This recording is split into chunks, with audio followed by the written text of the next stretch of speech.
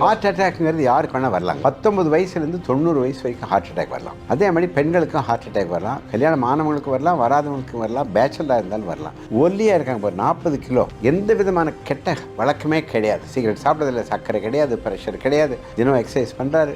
அப்பாவுக்கு heart attack தான் இவருக்கு வரும். ஜெனட்டிக்காக வரும். அப்பாவுக்கு தாத்தாவுக்கு ஹார்ட் அட்டாக் இருக்குன்னு இவருக்கு வரும். அம்மாவுக்கு ஹார்ட் அட்டாக் வந்தால் மகளுக்கு ஹார்ட் அட்டாக் வரும். ஸ்ட்ரெஸ் இருக்குது, வெளியே சொல்கிறது இல்லை. நீங்கள் ஆஃபீஸ் ஸ்ட்ரெஸ் வெளியே சொல்கிறது இல்லை, உள்ள ஸ்ட்ரெஸ்ஸை வாங்கிட்டு இருந்தால் ஹார்ட் அட்டாக் வருது. ஹெலிகோபேக்டர்னு ஒரு பூச்சி இருக்குது வயிற்றில். இந்த ஹெலிகோபேக்டர் இன்டியூஸ் ஹார்ட் அட்டாக் வருது. ஹோமோசிஸ்டின் டெஃபிஷியன்சின்னு சொல்லி இதெல்லாம் நல்ல கார்டியாலஜிஸ்ட் பாருங்கள். நான் வியாதி இல்லாமல் சந்தோஷமாக இருக்கணும், கரெக்டாக. ஹார்ட் அட்டாக் மட்டும் இல்லை, பிரெயின் அட்டாக்கும் வரக்கூடாது, வயிற்றில் அல்சர் வரக்கூடாது, கொலஸ்ட்ரால் வரக்கூடாது அப்படின்னு நினச்சி கிட்னி ஃபெயிலியர் வரக்கூடாதுன்னா நான் ஹெல்த்தியாக இருக்கணும்னா முக்கியமாக வேண்டியது அந்த எண்ணம். ஐ ஆம் ஹெல்த்தி, நான் சந்தோஷமாக இருக்கணும் சார், நான் கல்யாணம் பண்ணியாச்சு, எனக்கு 2 குழந்தை இருக்குது, எந்த காரணத்தை கொண்டும் நான் போய் ஹாஸ்பிட்டலில் அட்மிட் ஆகக்கூடாது. அப்போ உடம்பை செக் பண்ணிக்கோங்க. பேஸ் லைன் செக்கப் ஒரு 40 வயசு பண்ணிக்கோங்க, 45 வயசில் பண்ணுங்கள், 47 வயசு, 50 வயசில் பண்ணுங்கள். அப்போது ஹெல்த்தி ஃபுட்டுங்கிறது தெரியும் இல்லையா? அன்ஹெல்த்தி ஃபுட்டுங்கிறது என்ன? அழுகின ஐட்டம் சாப்பிடுவீங்களா? நான் தக்காளி அழுகி தான் சாப்பிடுவீங்களா? அதே மாதிரி தான் அழுகின ஃபுட்டு நேற்று குக் பண்ணி இன்றைக்கி சூடு பண்ணி சாப்பிட்ற கலாச்சாரம் இது அமெரிக்கா. அதிகமாக காரம், வரமிளகாய் வச்சுக்கோங்களேன். வரமிளகாய் சாப்பிட்டு வயிற்று எரிச்சல் வருமில்ல, பச்சை மிளகாய் சாப்பிட்டாலும் வருமில்ல. அதிகமாக எண்ணெயில் போட்டு பொரிக்கிற மீன் வச்சுக்கோங்களேன், fish fry, boiled fish is okay, boiled rice is okay, fried rice நல்லா காரமாக எண்ணெய் வெண்ணெய், வியாதி வருமில்ல. சார் இன்றைக்கி நிகழ்ச்சியில் சார் நீங்கள் ஹெல்த்தியாக இருக்கணுங்கிறது எல்லாத்தோடைய எண்ணம். ஆனால் அந்த வழிமுறைகளை நம்ம கண்டிக்கிறது இல்லை. நமக்கு வியாதி வராதுன்னு நினைக்கிறோம், நமக்கு ஆக்சிடெண்ட் நடக்காதுன்னு நினைக்கிறோம், ஹெல்மெட் போடுறதுக்கு மறந்துடுறோம், போலீஸ்காரனுக்காக ஹெல்மெட் போடுறோம்.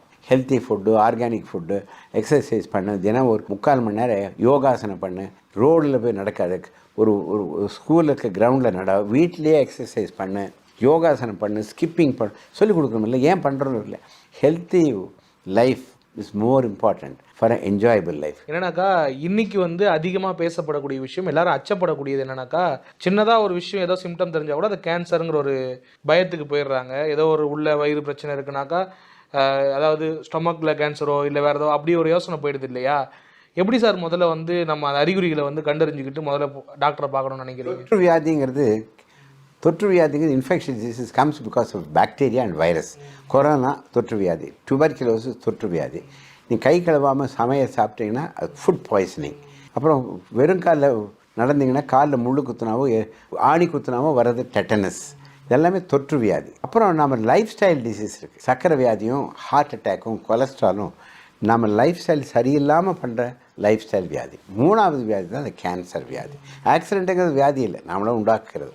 தவிர்க்கக்கூடிய காரணங்களை தவிர்த்தோம்னா கேன்சர் வராது. வெத்தலை வாக்கு போடக்கூடாது.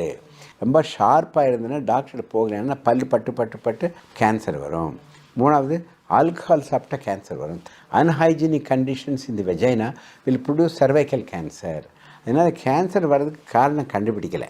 ஆனால் கேன்சர் வராமல் தடுக்கிறதுக்கு நம்ம வருஷத்துக்கு ஒரு தடவை செக்கப் பண்ணிக்கிறதானுங்க. ஒரு கேன்சர் வந்துச்சுன்னா அது செலவு 10 லட்சம் 5 லட்சம் செலவாகுது. 5 இயர்ஸ் சர்வைவல் ரேட்டு ரொம்ப குறைவு. கேன்சருங்கிறது இப்போ அதிகமாக பரவிட்டு வருது. You must be aware of cancer.